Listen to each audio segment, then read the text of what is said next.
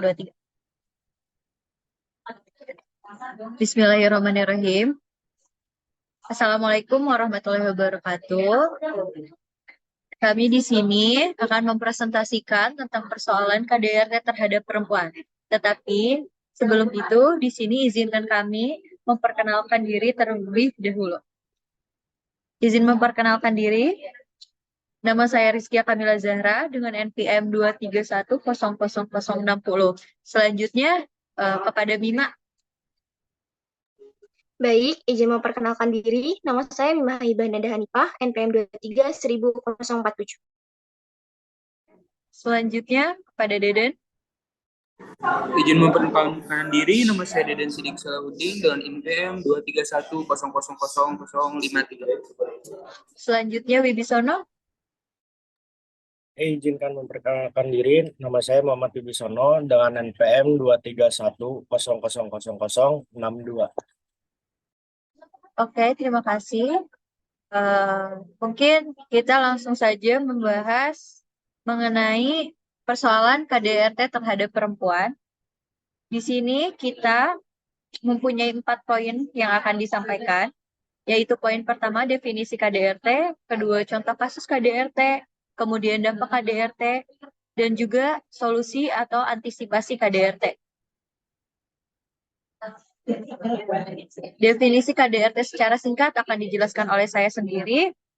Kekerasan di dalam rumah tangga atau KDRT dapat disebut kekerasan pasangan, di mana tindakan ini meliputi pelecehan verbal, emosional, fisik, dan perbuatan seksual terhadap seseorang.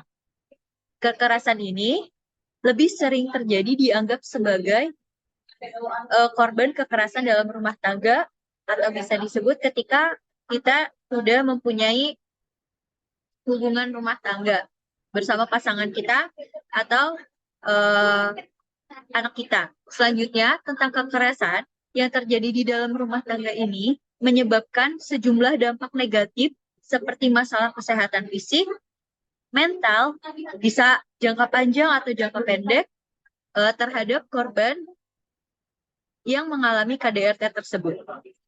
Dan umumnya KDRT ini sering terjadi kepada perempuan, tetapi tidak menutup kemungkinan KDRT ini juga terjadi kepada laki-laki.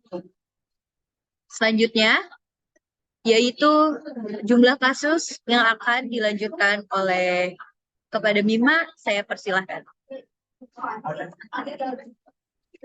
Baik, untuk jumlah kasus, Komnas Perempuan tahun 2015 mencatat kekerasan terhadap perempuan, menunjukkan pola yang meluas.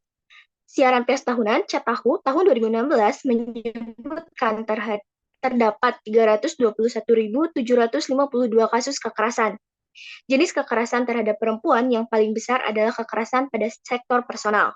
Kekerasan dalam bentuk pemerkosaan sebanyak 72% atau sekitar 2.399 kasus, kekerasan dalam bentuk pencabulan sebanyak 18% atau sekitar 601 kasus, dan pelecehan seksual sebanyak 6% atau sekitar 166 kasus. Korban kekerasan personal, domestik atau rumah tangga mayoritas adalah perempuan. Bentuk-bentuk kekerasan dalam rumah tangga antara lain kekerasan fisik, kekerasan psikis, kekerasan seksual, dan penelantaran rumah tangga. Sedangkan faktor utamanya adalah kurangnya komunikasi dan ketidakharmonisan antar anggota keluarga. Menurut Yonas Yambis, selaku Menteri Pemberdayaan Perempuan dan Perlindungan Anak menyatakan pada bulan Maret tahun 2019, tercatat ada sekitar 1.900 laporan tindak kekerasan terhadap anak di Indonesia. Banyaknya kasus kekerasan yang terjadi sehingga perlu adanya kesadaran masyarakat untuk melaporkan pelaku kejahatan.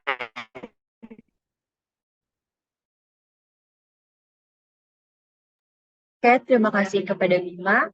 Selanjutnya yaitu pembahasan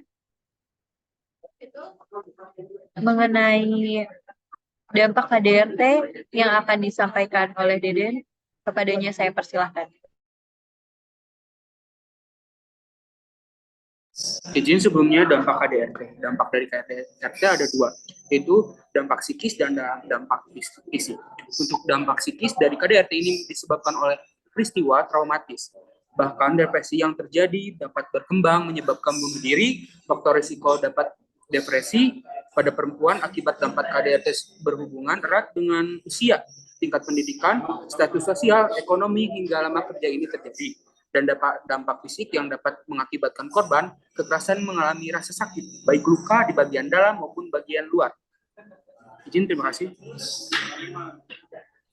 Terima kasih kepada Deden yang telah menyampaikan poin dampak KDRT.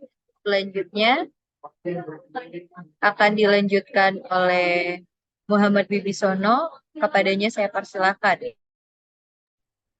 Baik, terima kasih atas ininya.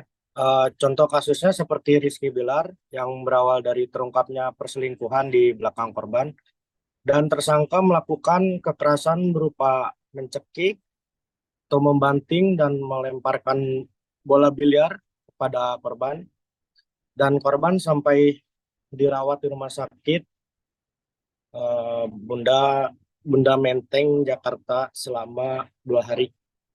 Dia dilaporkan mengalami sejumlah luka mulai dari lebam yang sebagian besar di daerah tertutup, pakaian hingga pergeseran tulang leher. Dari kasus di atas dapat disimpulkan bahwa KDRT yang dilakukan oleh Rizky Bilar menyebabkan korban yang mendapatkan kekerasan mengalami sakit psikis dan kurang lebih mental. Oke, terima kasih kepada Muhammad Wibisono.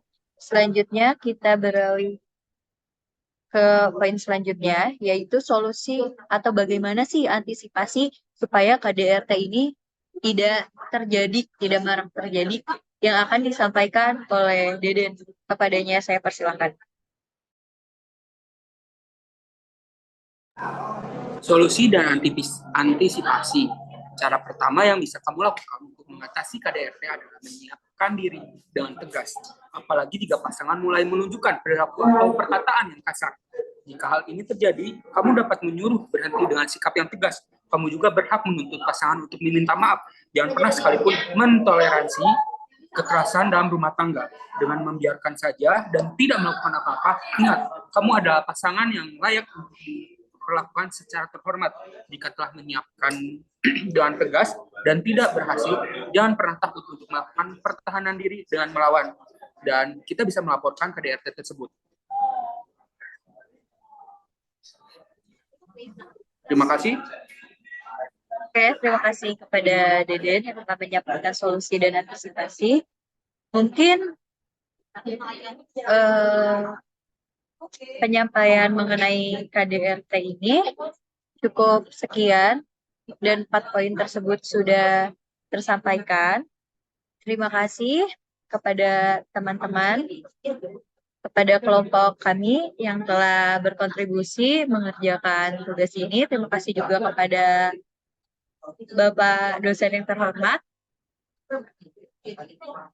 Mungkin sekian, maaf jika mempunyai banyak kekurangan. Wabillahi taufik wal hidayah. Wassalamualaikum warahmatullahi wabarakatuh.